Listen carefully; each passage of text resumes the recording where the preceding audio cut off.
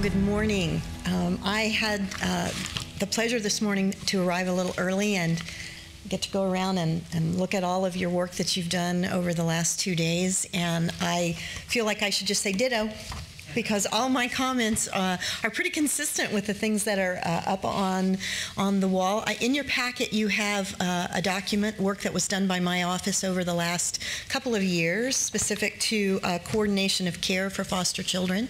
And we have great challenges that bring great opportunities ahead of us, not specific to foster children. Foster children is one example of that could represent any other case, use case in our government at this point in time. It was interesting. Dr. Kaiser spoke to you yesterday afternoon about change, and I had the opportunity in a previous life to work for the Veterans Administration, and I was so delighted that he talked about the change in culture there, not as a technology change, but truly as a change in culture, and that is exactly where we are in California. We are moving from a culture of treating illness to a culture of creating wellness and prevention. And who better to demonstrate that than our population of foster children? We made, in the VA, small changes that resulted in massive gains. So it doesn't take turning the world on its axis to make this place a different place than where we have been living. But the culture change that we're really creating is a culture of trust, so that the data is available not for the use of the person who has the data within government, but for the betterment of our population of foster children. It's a strategic use of technology that our next panel is going to talk about, and they're going to set the stage for this afternoon's session on the roadmap. As Mike said, we have legacy systems. The legacy we have is not working, and legacy systems may or may not work in our future, but this is not, again, about the technology. The technology is a tool that will enable the change that we're looking for. Technology is not inexpensive. So as we look at making technology changes, and I see lots of heads nodding, yes, it's not even cheap when we look to replace our own smartphone.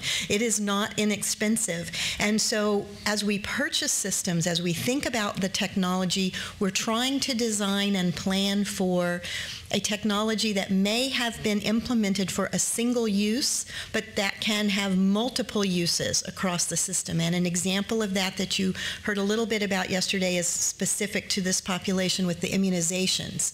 And we are standing up a new immunization reporting tool at the state level. Although we have designed it for immunizations and we refer to it as the Immunization Gateway, it is a tool that can have multiple uses for reporting into government in the future, and we believe we're going to be able to leverage that technology in many ways in the future. So we build it once for multiple uses. What we currently have, you all know about. It's siloed, it's autonomous, systems don't talk to each other. That's that word interoperability that we hardly know how to spell some days, but struggle with nonetheless. But we began all of this almost 10 years ago when we started talking about the privacy challenges that are solved by the security that's being built. When we began talking about this, we began with the end in mind. So it was, what do we want to be able to do in the future? And what we want to be able to do in the future is create that new culture. And in this case, we want to provide better, seamless communication about our foster population. It's interesting, a friend of mine is the new Chief Information and Innovation Officer. That's his new title. I like that. I think they're probably going to drop information and go just to innovation. But right now, he's the Chief Information and Innovation Officer for the soon-to-be-opened, end of 2014, new Martin Luther King Hospital in Los Angeles. And in talking to him about the design of that hospital, he said to me, it's going to be paperless. And he said, and by that I mean truly paperless. We are not planning for a single fax machine in the new hospital.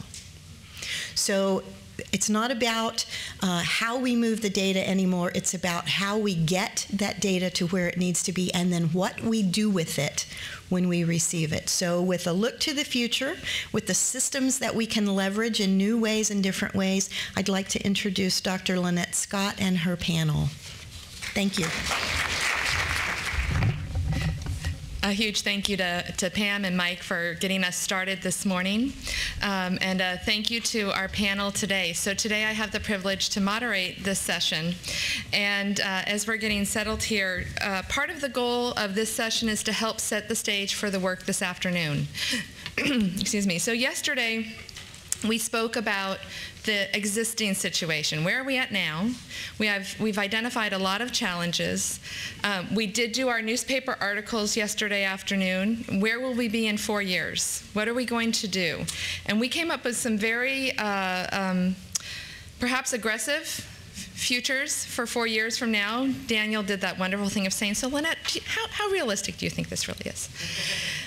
And I said, I think we can do it. Now there is that clause, I think we can do it, but there is a lot of work to get it done. And it's not easy work, but it takes making the commitment. And so part of what we want to do with this panel and that we'll be undertaking is setting the stage to what are some of the tools we have here that we can leverage, that we can make that potentially possible. And one of the things I also want to add in, just to help with some of the duplicate efforts that aren't actually duplicate, you're going to hear about immunizations a lot. You have heard. And Pam mentioned the Immunization Gateway. And Gretchen is probably going to talk about the Immunization Registry. So just to give a little bit of context to that as well, there's the issue of the existing legacy system, our current Immunization Registry environment. We have 10 regions and they don't talk to each other. So we're looking to replace that with a system that can talk not just among the different regions in the state, but also the potential for bidirectional data exchange. That's going to take us a few years. We can't wait a few years. There are things that have to happen right now today for providers to meet meaningful use as part of the Electronic Health Record Incentive Program. And so to address that immediate need, we've built the Immunization Gateway, which is meant to be a broader gateway. In fact, I think it's already been officially renamed. It's being hosted out of the Department of Public Health, to be able to receive those messages in nationally compliant standards to be able to meet those reporting requirements today. So that's something I wanted to sort of highlight too. Yes, it takes time to move these legacy systems, and we're California, so it's definitely not cheap, especially now we're talking about IT, and we have to be very prudent with our taxpayer dollars.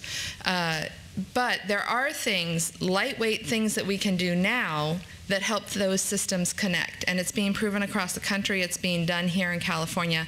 So that will be part of the backdrop to this conversation in terms of what are those tools that we can use right now today as we make those underlying bigger system changes that will, in a sense, make those tools obsolete, except that what we're really doing is building those tools into the long-term solution. So as sort of setting the stage. Now, as we were regrouping yesterday, you know, we plan conferences and then the life happens as we have the conversation and we see the story transform.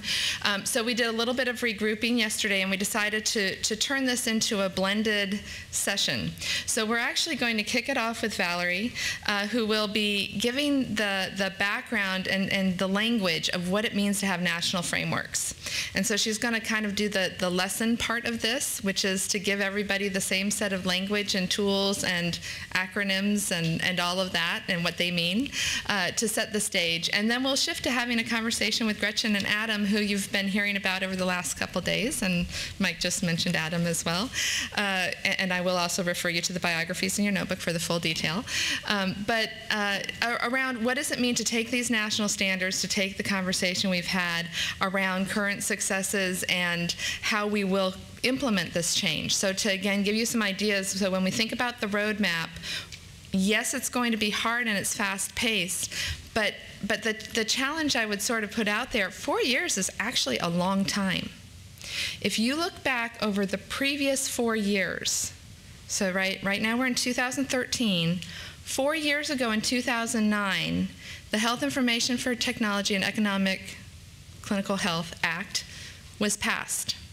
So in 4 years, we've gone from having less than 26% of providers using electronic health records to having more than half.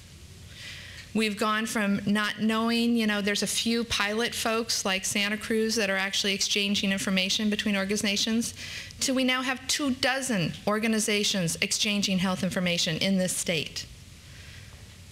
In 4 years, there has been a huge transformation of health information in a technical base that has allowed transformation, and we now have presentations that are happening nationally about how that's affecting quality of care, decreasing cost. We heard Dr. Kaiser talk about it for the VA system yesterday, transformations that he made now decades ago, but that same transformation is happening in our clinical environments across the state and across the country now, and that's just in 4 years. So in 4 years, we've now gone to having open source blue button systems available. We've gone to having conversations that weren't even thought about. And of course, on our personal side, smartphones have revolutionized the way we live our lives. And not just us, but the whole population. So 4 years is actually a long time. So where are we going to be sitting in 4 years? How are we going to get there? We can do it. We can make major transformation. As Pam said, it's not necessarily a major activity that makes a major transformation. So what are those small steps that are going to be critical, that are going to tip it and tip us over the edge so that the rest follows? So just sort of to set the stage that way. And what I'd like to do now is turn it over to Val to give us the lingo in terms of what it means to be on national frameworks, because that's I think going to be one of the really key pieces that will accelerate our ability to do this over the next 4 years.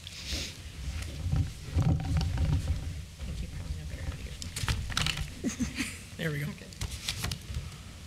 Good morning.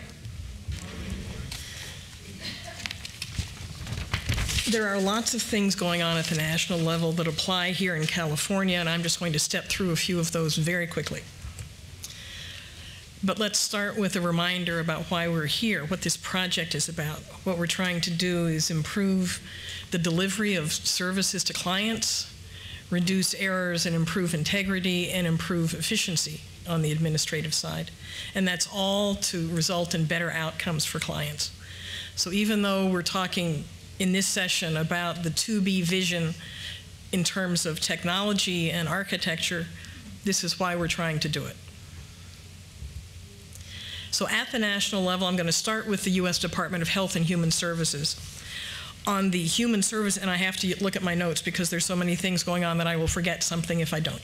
On the human services side, we have HHS as the steward of the domain for human services in NEEM, the National Information Exchange Model. We have NISIA, the National Human Services Interoperability Architecture, that's NHSIA. Toolkits for interoperability and confidentiality. Data exchange standards for the Standard Data Act legislation, and OMB Human Services Partnership Innovation Grants. And I believe that's what this project is, one of those. So that's on the human services side out of HHS. On the health side, I believe HHS is also the steward for the health domain in NEEM. They have the MITA, the Medicaid Information Technology Architecture, many provisions of the Affordable Care Act that relate to interoperability, health IT, health information exchange, electronic health records, meaningful use, and plenty of other things related to interoperability. So that's just HHS. Nist is an organization that's been around for a long time, and they do standards for technology and issue guidance related to a whole host of things, but one of those areas is information technology. And Nist, I think for this project, they think about computer security. There's a host of standards for how to achieve computer security. They have a lot of documentation about cloud computing, and they've recently established a group that's looking at the National Strategy for Trusted Identities in Cyberspace, NISTIC, N-S-T-I-C. The next grouping there, Hl7 and Neem, are related to information exchange standards. Hl7 is focused on healthcare standards. Neem has a much broader set of domains, and I've mentioned two of them. One is health and one is human services. So that is, there's a huge data element and data model behind Neem, and then individual domains develop definitions, packages of how to exchange information using that standard data model. The APHSA has a national work group on integration, and they've issued some technology guidance for state HHS leaders, business model guidance. They've put out a report that identifies critical success factors for agency transformation, and have conducted a series of webinars that are available online that talk about health and human services, interoperability, and integration. We heard yesterday about the National Association of State Chief Information Officers, and again, they've been at it for a long time, and they're very good about sharing lessons learned, best practices, information management, and technology policy ideas. So I would say that there's a wealth of information out there about how to go about interoperability, and I think that it would be silly not to take advantage of some of those ideas.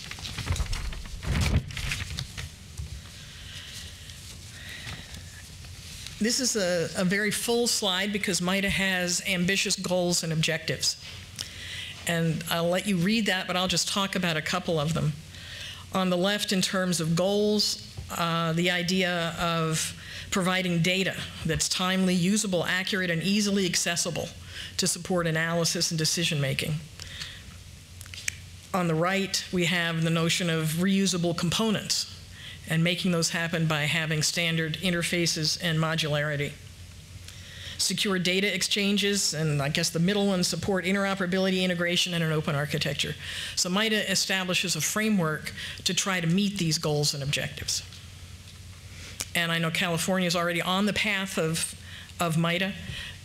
We were talking this morning, they're just finishing up their state self-assessment and are including MITA approaches and ideas as they move forward so that you're able to take advantage of the enhanced federal funding.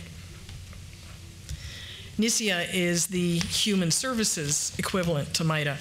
And this slide is showing that if you look at where you are today, the as-is world on the far left, chances are there are different business processes, or at least perceived different business processes in different program areas. You may have information that's fragmented across jurisdictions.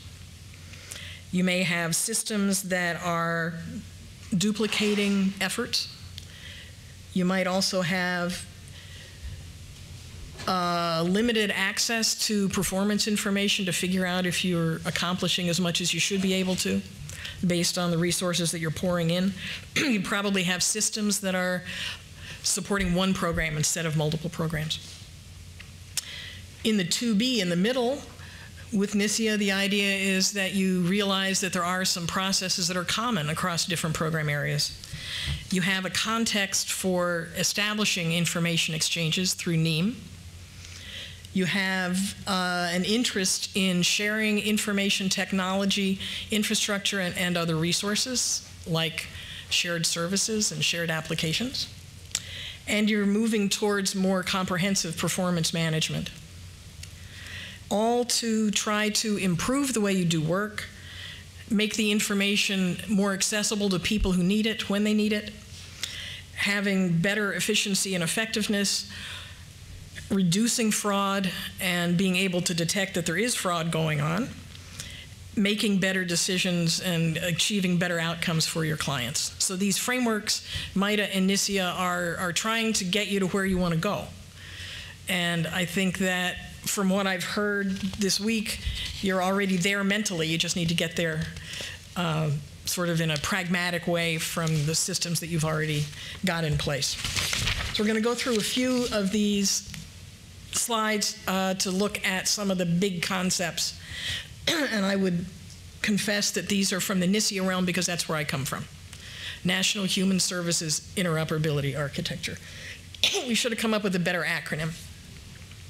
So this one's looking at common processes and capabilities. The vertical colored lines in the background, the bars, represent different kinds of programs in human services, and the horizontal bars are looking at capabilities or processes. So with NISIA, the idea is that stakeholders have a framework for understanding where their processes really are common across different programs, and that they can identify capabilities that could be shared and reused across those programs. Therefore, being able to work toward common IT services and applications to support those programs. And the idea is that by having a framework and a common language and a common target that you're shooting for, people can work together more effectively to get there. We've talked a lot about identity management and protecting information, so it would be silly not to acknowledge that elephant in the room, that information security has got to be part of any effort that's trying to achieve interoperability. When Shell was here, she was talking a lot about sharing everything but playing fairly. And this is a good example of playing fairly. You've got to establish rules of behavior and agreements among yourselves so that you have a level of trust that you're going to be able to share information securely and that only the people who should have access have access. The notion of attribute-based and role-based access is something that has been wrestled with across the country, and in NISIA, the model that we suggest you look at is the Global Reference Architecture's GFIPM, and I have to look at what that stands for, Global Federated Identity and Privilege Management. So GFIPM gives you a roadmap for getting to identity management and role-based access control, and I know at least somebody in the room has tried to implement that and has been successful. So you've got some experience here in California with that. And then the last bullet on the slide is talking about making sure that the client has the authority to release information or not. So you've got to be sure to give the client the ability to control access to their own information, and frankly, get access to their own information. So the last slide here is trying to sort of pull this all together, and we're going to start at the bottom. The brown box at the bottom says service-oriented architecture. And the idea there is that if you lay that foundation within the jurisdiction, within the agency, within your department, then you have a way to build up a shared set of services. So if we go to the middle, the core IT services are talking about, for instance, access to information about a person. You want to be able to find information about a person or a provider or a case or a program and then share that using standard data exchanges. So that's what we mean by a set of core IT services, the things that enable you to do the broader functions. On the left, the way you might share those services and information is through hubs. And at least somebody in this room presented the notion of a hub. And we're just talking about trying to take advantage of the data hubs that the feds are standing up. So same concept. And on the right, you want to be able to collect your performance information as you go, so that when you want to look back and see whether you're measuring up and whether the changes you're making are effective, you've got it in a way that's easy to access and look across the spectrum. And again, somebody in California has already done that. So I think all these ideas should resonate with you because you've been hearing about them, at least in bits and pieces, all week long. So the next slide is a draft vision for your 2B architecture. So let me just read that. Our 2B architecture will improve the delivery and outcome of health and human services in California. It will be consistent with MITA, NISIA, and related information sharing standards. This is a draft, and we would invite feedback on this. And let me just step through a few of the key features, what that would mean for you. Something we've heard over and over again is that the systems need to be centered around the client rather than around the program or something else. So make your system centered around the person who's receiving the services. You want the systems to be easy to use for the people who are the workers in the agency and in the departments. So that means we started with the Travelocity analogy. So you want your systems to feel like that to the people who have to use them. You want to have your business processes be interoperable, and that means sharing and reusing processes. So you've got to find a way to not only write reusable services, but be able to access them and make it easy across the state and county borders. And finally, at the bottom, we've heard a lot about what's happening in the health world, because that's been a big push. So you want to be able to leverage what's happening in health for human services, and vice versa.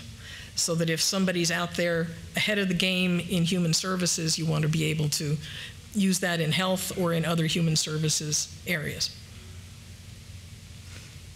And that's all I have to say. So I'll turn it back over to the next slide is the questions. Yeah. Great. Well, thank you so much, Val.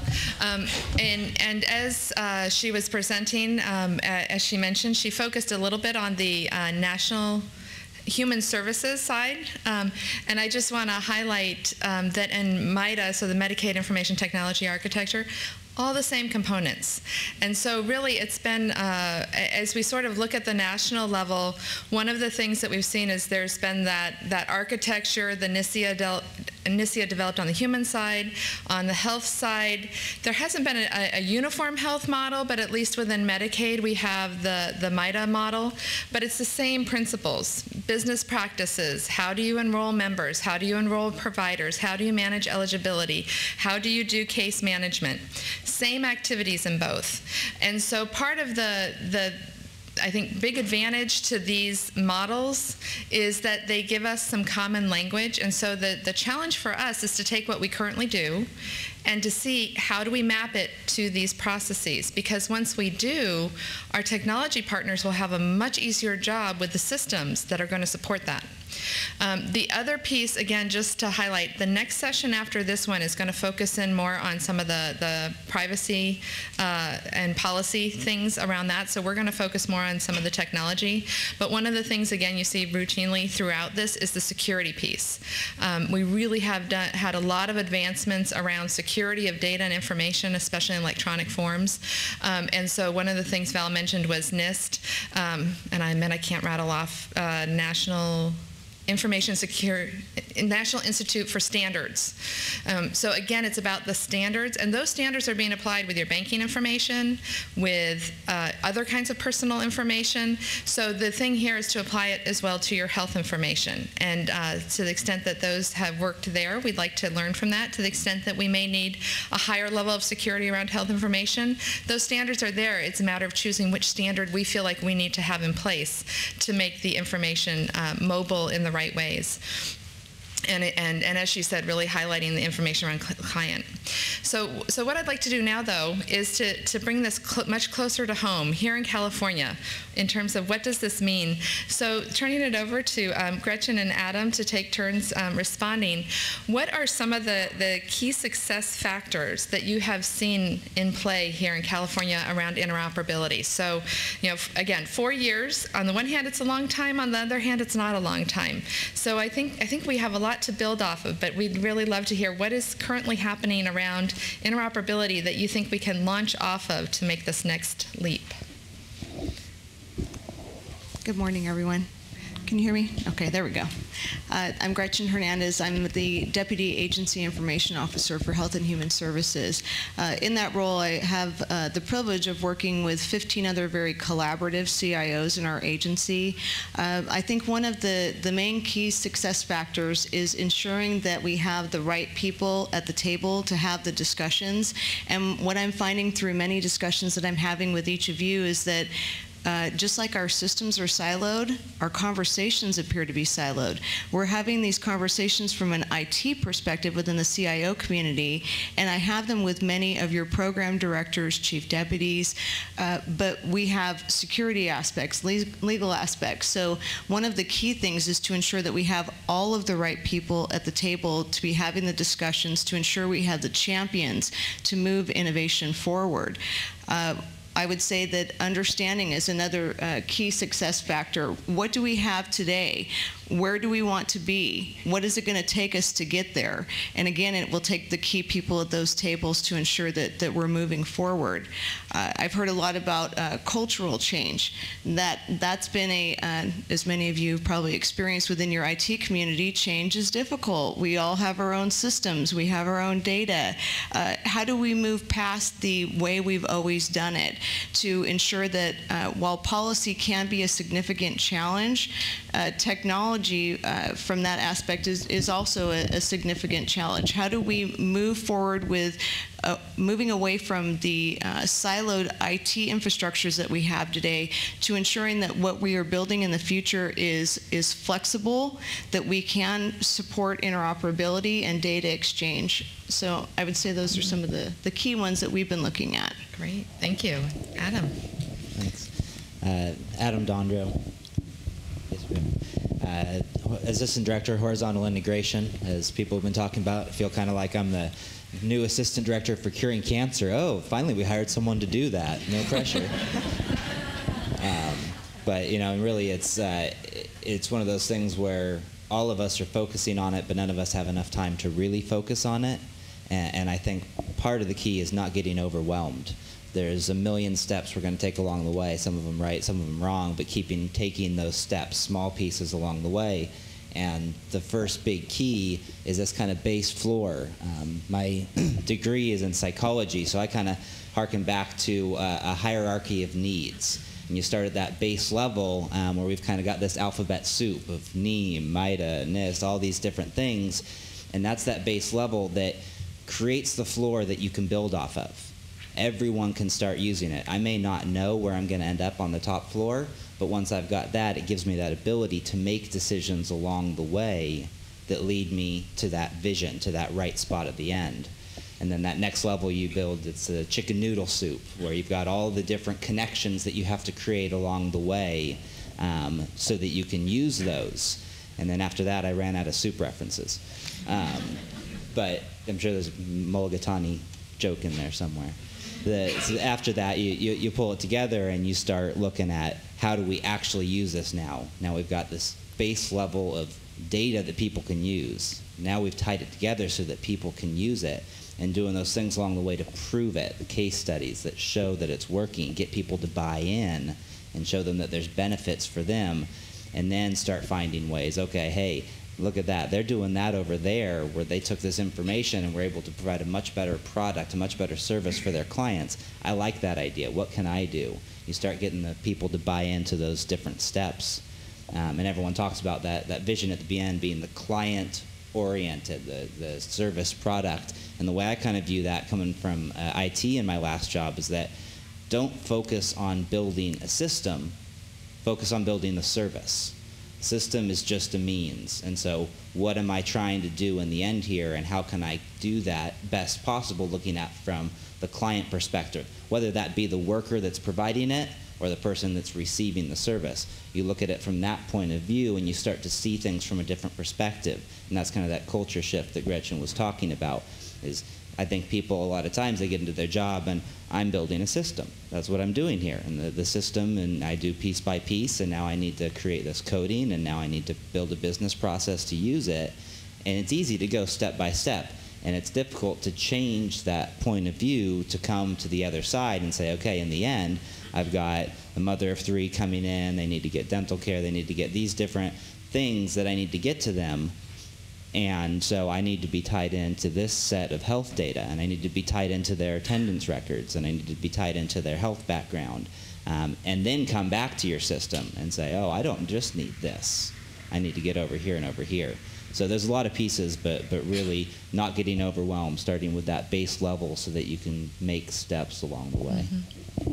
Great, thank you. So California has obviously done a lot of things in these directions, and we've talked about some of them over the last few days, but are there some specific examples that you'd like to highlight in terms of the work that we're doing that will help us move forward on the interoperability spectrum? I think from a strategy perspective, it's important to just touch on a couple of the programs that we have within the Agency Information Office. We were very mindful in the way that we designed those to ensure that we were helping all of the departments with the agency move forward into the next era that we need to be in. A couple of the programs, we have a capital planning program, which is an annual process that we follow, which is a 5-year projection of what each department intends to move forward with. It was very interesting to me that although when the policy was released to conduct the capital planning activities, while it was somewhat overwhelming, it's a considerable amount of work to pull that type of information together. Prior to the capital plan, we really didn't have an understanding across all of our departments what each of us was intending to do, which really did support that siloed mentality. I'm finding that with the discussions that we're having with multiple departments around what we see as collaboration opportunities for initiatives that each of them we're looking at approaching individually, that we're starting to get a better understanding of we really do have the same constituent that we are serving. And while the mission of my particular department may be specific, all of us within our agency are serving that individual in some way. So how do we support each other in moving that forward?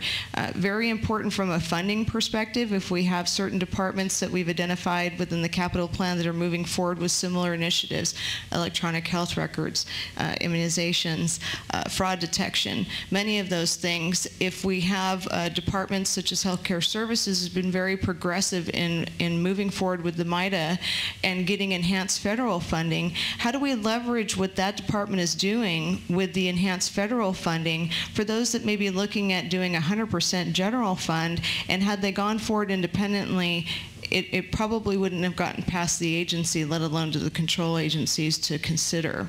So capital planning is a very important program that we have within the agency. We also implemented an enterprise architecture program, and for those who may not be familiar with enterprise architecture, it's in very simplistic terms, it's a methodology of coding each one of your systems to identify the business that it supports, the service that it provides, and the technology that is used to do that. So through that, with the capital planning, we can take patterns that we've developed and match up each individual initiative that is coming forward to determine where we may have collaboration opportunities within the agency. That is what we call the to-be architecture, because those are things that people are wanting to do.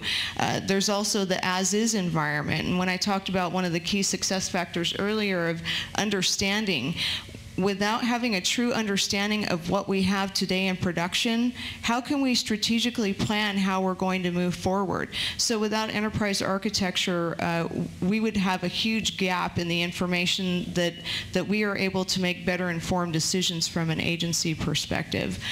We also have a project portfolio oversight program, which continually monitors the health of all of our active projects within the agency. That's a critical function. We want to ensure that from an agency perspective that we're doing everything we can with the departments to ensure that the projects are moving forward in a successful fashion.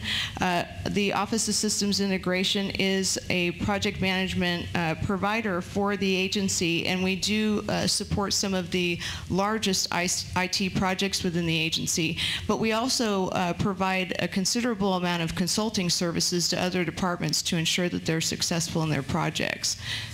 So those are some of the areas that we've identified that have been critical in ensuring that we're able to move our agency forward. Yeah, I think California's got a lot going for it, and I just really want to echo the work that OSI is doing is phenomenal. It's kind of a unique entity, especially in state government, to have that ability to span across different functions against different departments and look at it from that higher level perspective, which is really what's needed in the case of these things, and providing leadership in case of things like this symposium to help bring people along. So I think that's a real key factor. Another piece in California that some find counter to the idea of integration and interoperability is I think it's great that we have a lot of different means of providing services, both at different levels of government, through different departments. And some people think of integration as saying, well, it shouldn't just, you know, ca.gov, you go there and I can do everything on that one site and everything's good and I won't have to interact with anyone and it's all provided. And I don't think it's that simple. Is we have a lot of tools at our discretion. Integration is on the business side. It's on the back end side. But we do a great job in California providing things in a variety of different ways. We've got the counties with feet on the ground, providing services, sitting down with folks and helping them walk through it. We're building CalHeres, have a simple, streamlined way for people to go on and get health care. We've got other systems that provide different. There's a lot of work to do on the back end to integrate, to build interoperability. But again, back to that client perspective on what do they need. If somebody's thinking, hey, I need to get health coverage, they're not going to go and look at an immunization site. They're not going to think to go through their school. They're going to be focused on the thing that they think they need. And then it's our job to integrate on the back end and say, hey, by the way, based on what you told us, we think you might also be eligible for EBT. Oh, great. Okay. I didn't know that. I wasn't thinking about that. So having those different avenues makes it so more people come in and get those services, even if it wasn't what they were thinking about. So I think we do that really well here in California. Great. Thank you. So I also, one of the things we wanted to do with this session was to have a chance for you all to ask questions as well. And then we want to give you a few minutes at the end here to be able to talk among yourselves based on what you've heard, sort of in preparation for this next piece. So before I turn you loose, though, to talk among yourselves, one is I wanted to see, are there folks that have questions from the audience right now before I ask another question? Because we'd like to have you involved as well. Gretchen, I understand that you've done some work recently on IT governance. Can you speak to that issue? It seems to me that the 2B architecture is a lot of fun to try to figure out collectively, but where the rubber meets the road is where people have to give up something through a governance process. You get to how to do that. I'm just curious what it is that you've been doing in that regard. I think the governance piece is very important. I also tend to avoid the G word because of the connotation with it. The perception is that with governance in place that it means that someone is going to tell me that I can't do something that I want to do. And within our agency, it is a very collaborative environment. It in no way is a dictatorship. So the perception of governance in that sense is not the way that we're intending to set up that framework. The intention with the governance process is to do many of the things that we talked about here with the key success factors, is ensuring that we have a mix of business, IT, program that are looking at the concepts that are coming through from each of the departments so we can ensure alignment. We're looking at subgroups to review from specific perspectives: security, architecture, policy, portfolio, integration, data sharing. So with all of those folks that are reviewing these potential concepts, then we're ensuring that as they move forward into the FSR stage, that they are something that is we're building out systems that are flexible, that can be leveraged and reused. From an enterprise architecture perspective, our focus for this year's program is to identify the services that are in place today that are potentially shareable services that we can leverage. So if a department is intending to come forward with a project that has, let's say, 10 components to it, and we have already identified 3 of those services that are existing today that can be leveraged, then this is that collective group that will be doing that type of assessment to ensure that we are leveraging services, we're not rebuilding in silos, that we are identifying, in addition, what they're building out through that effort that we don't have today, that we can add to that catalog of shareable services. So it's all moving us towards the interoperability, data sharing, integration, the vision that we have on a go forward. Great. Thank you. And as we queue up the next one, I want to sort of do a follow-on with Adam. Within your department specifically, I know you're brand new there, so you can defer this if you want to, but do you have a sense of how that sort of governance piece might be, the big G word, within the department? Because I know we have very complex departments as well. So there's the agency piece, but there's also within the organization. Yeah, it's true, and I mean that part of that was the creation of my position in the aspect of having someone who's focused specifically on looking at these things. We've got some great executives at Department of Social Services, but it takes a lot of time to run a department and just to keep what we're doing operating. And so they were doing the best they could to keep an eye on these things, but in adding my position where I sit in a lot of meetings and watch what's happening and kind of have that global perspective, because when you're running CalFresh or food stamps and are looking specifically at your program, you're very focused. It's very important, and you've got to keep things running on a day-to-day basis, and you don't have time to go sit in a couple of CalWorks meetings every week to see if they're doing something similar. And so, I mean, governance, I wouldn't call myself governance by any stretch of the means, but having that next level, that extra level to look at those things was kind of the purpose. Great, thank you. Yes? You've talked about the IT program silos and the importance of bridging those. And from the program side, we listen for who's most affected by the information system changes you're talking about. The most specific examples I hear you talking about are Immunization Registry and foster youth. What I can't tell, because I'm not on the IT side, each of those has a legacy system. Are you changing the legacy system or building a new one in those two areas? I think that we have a mix with the, and I think Dr. Scott's been very modest in speaking to the Immunization Registry because she truly was the champion behind that. So I'll allow her to embellish a little bit more on the immunization. From the child welfare system, there is an existing maintenance system that's been in place for many years, and there is also an initiative to move forward with the new system. But that, we're not limited. I know that the majority of our discussions have been around child welfare because this is something that when Shell and I talked about trying to move these discussions forward a year or so ago, we've been asking ourselves and talking with Debbie, the director for OSI, what is the emotional hook?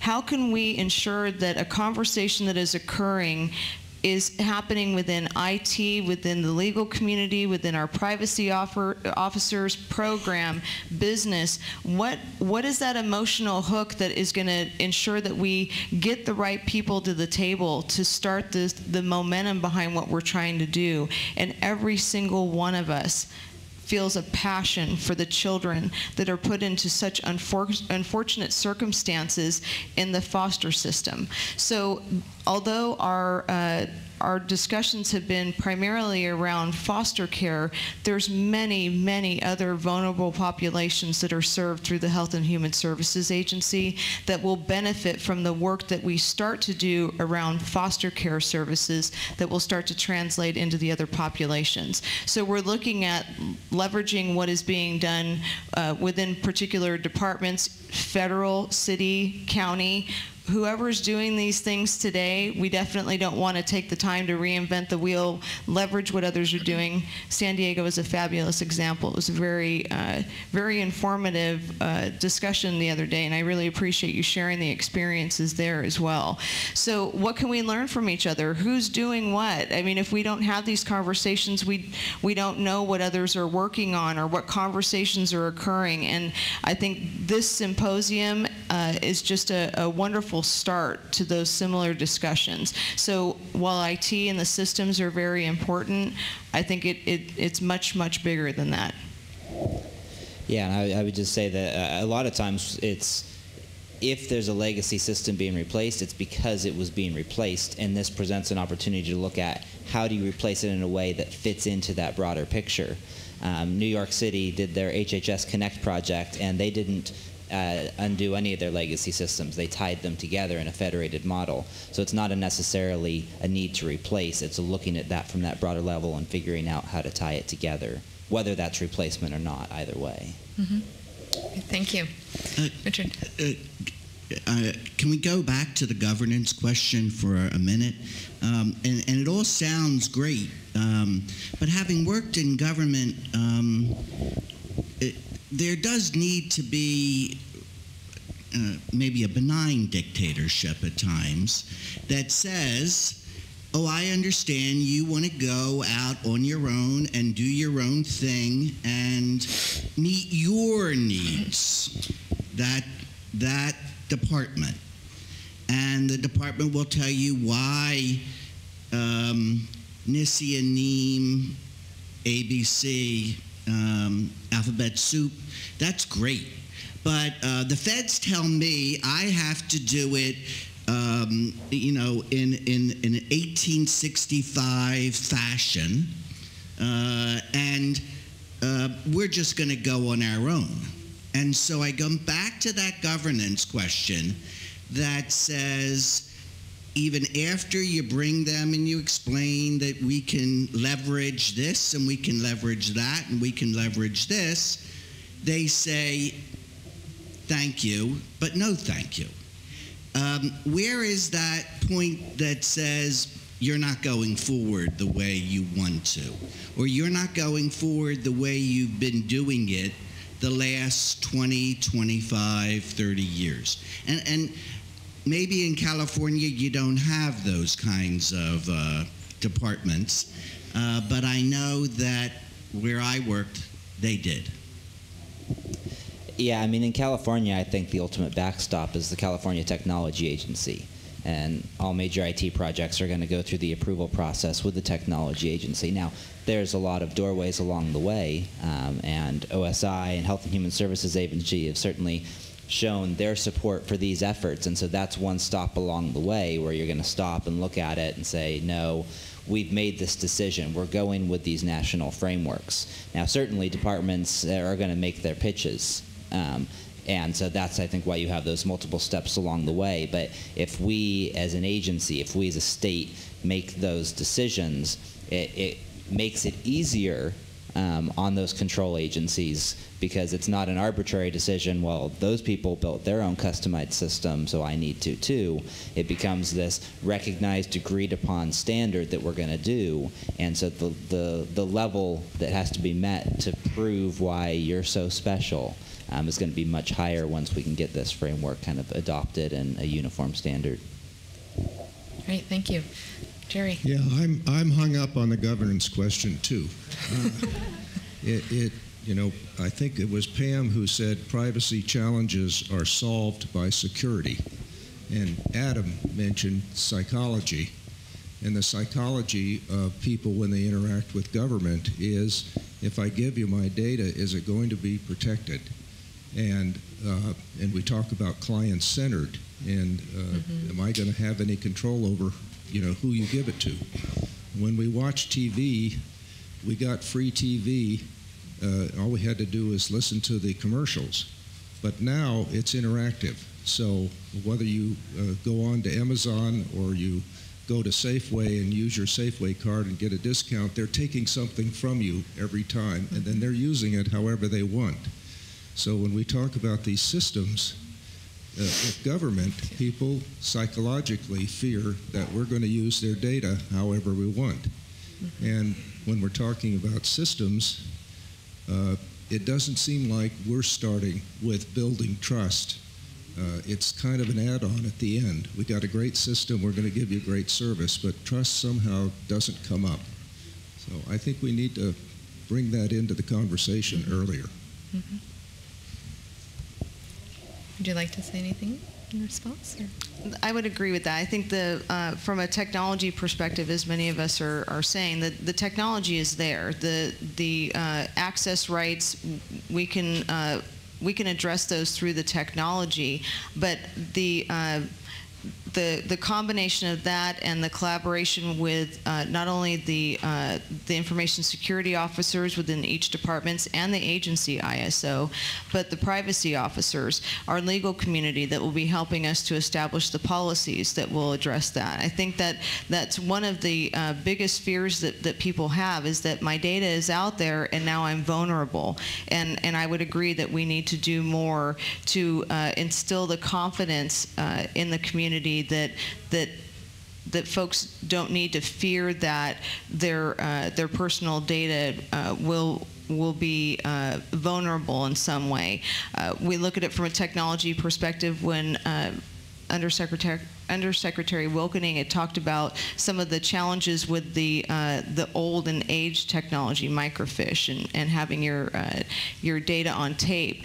The beauty of having the dual role that I have is that I'm also the CIO for the Office of Systems Integration, so that gives me an opportunity to practice what I preach to the 15 other CIOs. Why are we still on physical tape? Why is data being transported on tape?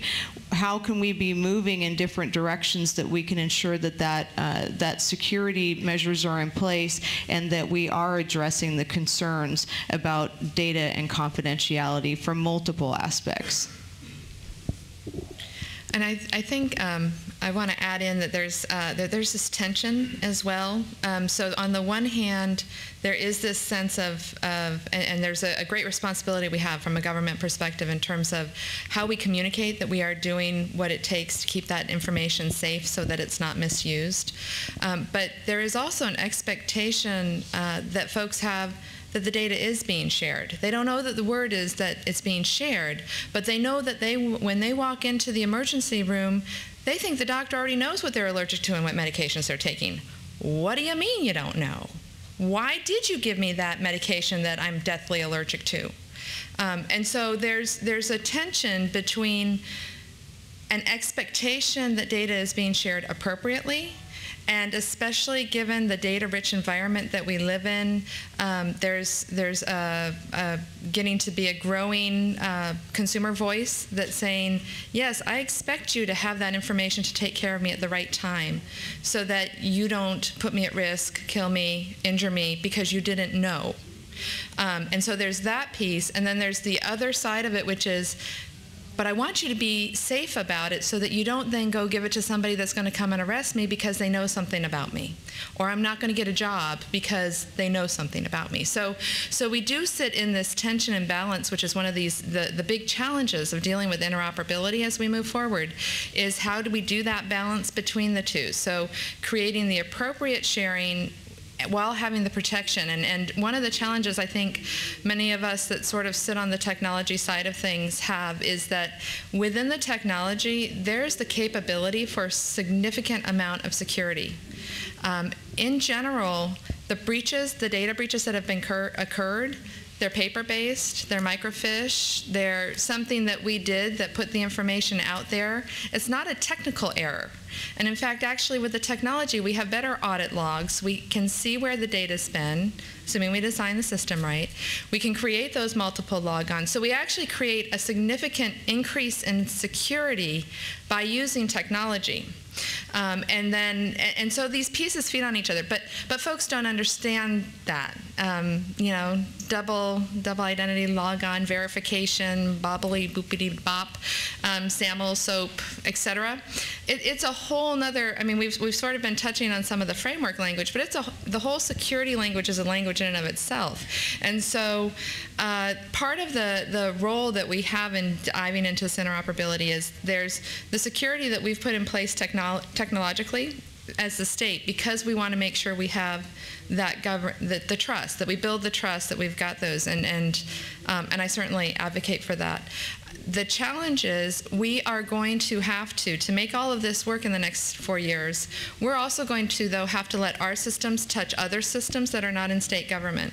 And so one of the roles that Pam Lane and her office has been playing is coordinating with those entities. So I mentioned there are 24 health information exchange groups in California, and they're having that conversation this summer as well. What is the base level of security you have to have on your IT system before I will be willing to connect to you? What is the base level of contractual agreement so that we can connect and share data and be willing to do so? So they're going to tackle that. And one of the key things that we have to do as state and county government is to be right in there with it, because they're expecting us to do that, and the people we take care of are expecting us to do that, and to do it in a secure, safe fashion. So, so we have a challenge to put into that, and the work that is being led from OSI as part of the symposium is really a critical part of that. So I think we might have time for one or two more questions. Yes, ma'am. I think if our goal is interoperability, we really need to focus on the data.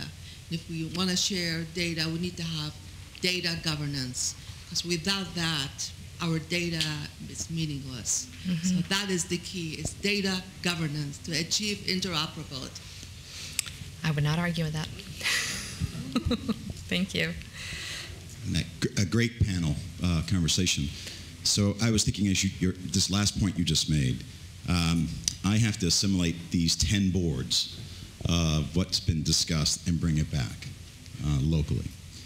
And you hit on a key point. State and counties have to solve this. I was just curious, and Gretchen made me think about, you doing excellent consulting to the 12 different groups and CIOs, and Adam, you're looking at that. But I'm doing that also at the county level. Mm-hmm. But yet we haven't sat together with all of our respective CIOs and program leads to sit down and figure out, how do we do this? Mm-hmm. So I guess I'm putting a challenge out there, is in the near future years, how do we turn these conferences actually into a workshop? That over the next several years, we stand up counties that are ready and interested to really problem solve and do this in a shared responsibility. Mm-hmm. That doesn't create problems in terms of replicability, mm-hmm. but builds on our platforms. For instance, mm-hmm. in San Diego, we're a beacon community, health mm-hmm. information exchange, mm-hmm. and we're building a platform, a local foundation is building a platform for community information exchange using Neem standards. Mm-hmm. And here we are developing our own enterprise service bus, connecting all those pieces together. Mm-hmm. You're looking at to do that at the state level as well. Mm-hmm. How do we do that horizontal integration concurrently? Because mm-hmm. we're talking at each other, great stuff, but mm-hmm. how do we talk together in problem solving is, I guess, the challenge for all of us. I think you queued it up and summarized it beautifully. That is exactly some of the things that we were talking about in preparing for this panel as well. There is tremendous work happening in the counties, and the Beacon, obviously, as a Beacon community, I think it's happened exactly the way the feds intended, actually, is that because of having an infusion of funding, there was opportunity to really create those connections. And so now the next step is part of that is for us to learn from the Beacon and the other beacons that are occurring, independent of whether they had Beacon funding. For those that may not realize, the Beacon grant was one component of the high-tech funding streams. And it really was meant to drive this kind of change in advance of everybody else, so we can learn what works and what doesn't work, so we don't have to do the stuff that didn't work. And we have, over the last 4 years, learned a lot of stuff that doesn't work. So, which is fine. That's part of innovation, part of moving forward. So we really want to challenge everyone as we're going forward over the next part of this day, and as we think about the roadmap. What is it we need to put into that roadmap that really creates that tie in our county-state government partnership? Because California, I think one of the things that's unique about California is the way we are structured. We have our 58 counties, we have 61 local health departments, and so we really need this connection. We can't work without each other. And so whether we build a state system that everybody has access to, whether we build multiple systems that interface through interoperability and service buses that will talk to each other, which is essentially what we're talking about doing with the 24 HIEs in the state, those are different options, and they're all valid. But what will help, and so part of what we're going to ask is, when we think about the technology architecture, so to speak, those are two very different architectures. So we're going to ask you who would like to participate in that. So part of this grant, we've had a couple of different work group areas. One of them is around technology, and right now it's sort of been Ben Ward and I and the consultants, and we would like your help. So from the technology committee side, we're going to put in a little plug right here.